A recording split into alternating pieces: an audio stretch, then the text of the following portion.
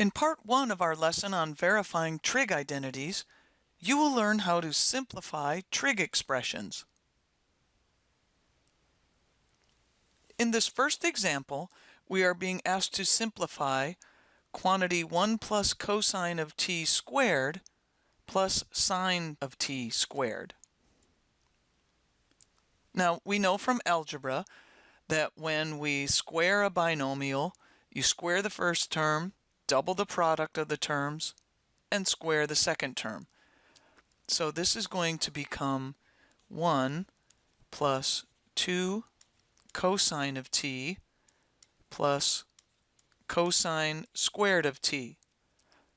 So this is just the square of that first binomial. Then we have to add sine squared of t.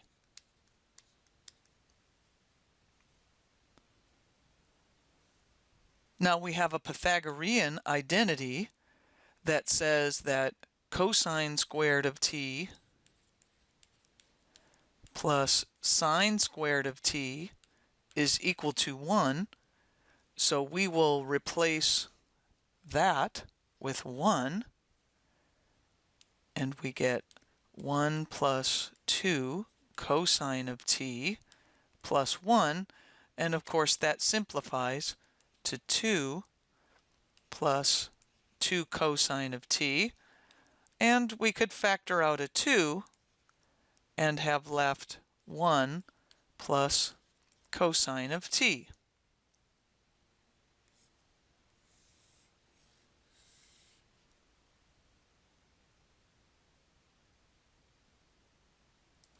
In this example, we have to simplify 1 over 1 plus sine of x minus 1 over 1 minus sine of x.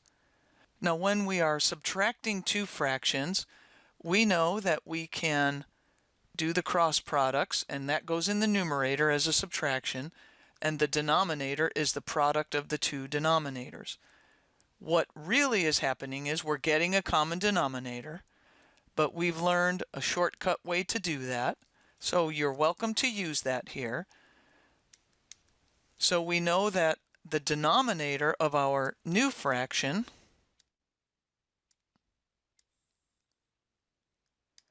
is going to be the product of the two denominators, so we have to take 1 plus sine of x and multiply that times 1 minus sine of x. The numerator of the fraction is going to be the two cross products here. So we have to take 1 times 1 minus sine of x, and we're going to have to take negative 1 or minus 1 times 1 plus sine of x.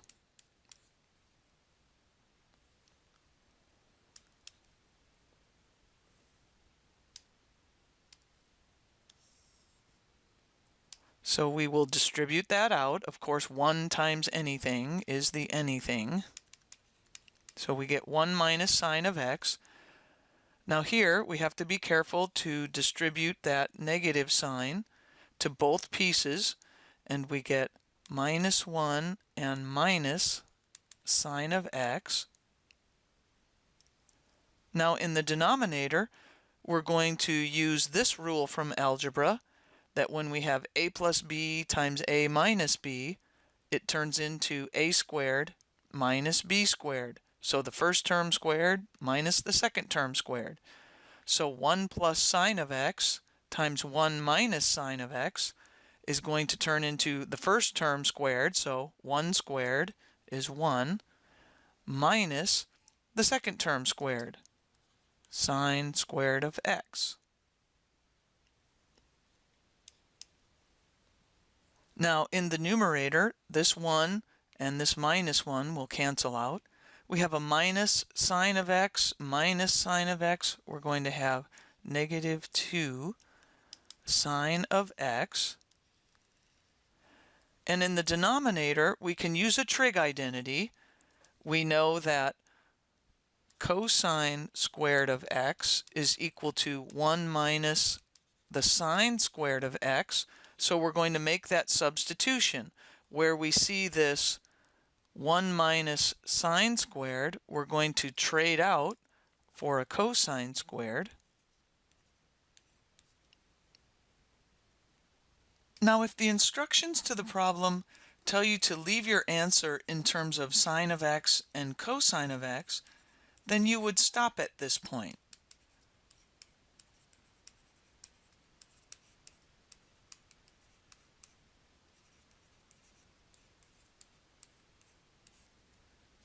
But sometimes they'll tell you to leave your answer so that there's no quotient in your final answer. So let's talk about what you would have to do for that. We know this would become negative 2 times the sine of x divided by cosine of x. And now, because of that cosine squared in the denominator, we can put another cosine of x in the denominator here and a 1 in the numerator. So you can see the numerator would be negative 2 sine of x, and the denominator is cosine squared. Now we can use the trig identities to get negative 2 times the tangent of x times the secant of x, because sine over cosine becomes tangent, 1 over cosine becomes secant. And you would leave your answer in this form if they say to leave the answer with no quotients.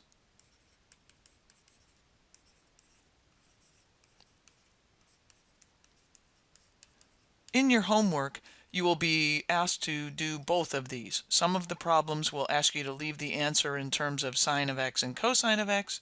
Some will ask you to leave the answer with no quotients in it.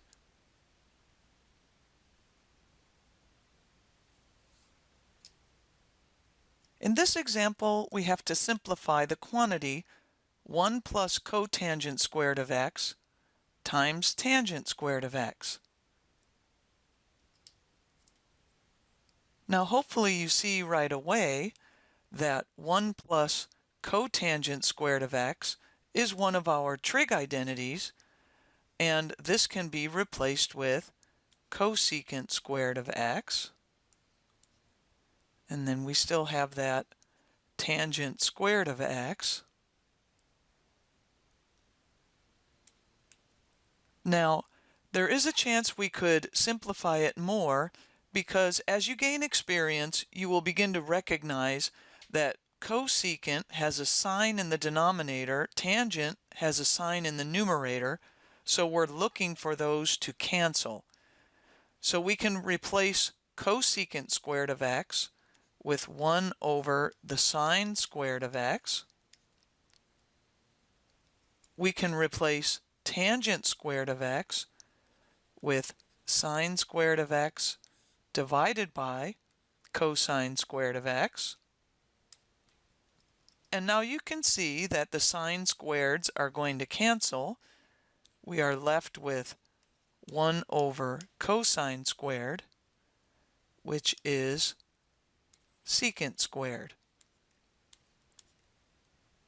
So depending if they're asking you to leave it in terms of sine and cosine, or if they're asking you to leave it without quotients.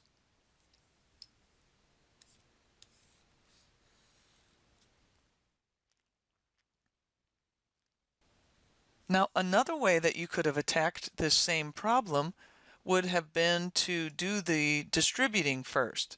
So if we started with 1 plus cotangent squared of x times tangent squared of x, and we distributed first,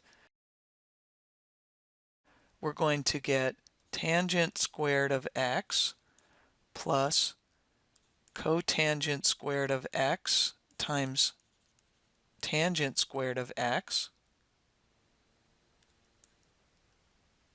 So this becomes tangent squared of x plus, this is one of our identities. We know that cotangent times tangent is equal to 1.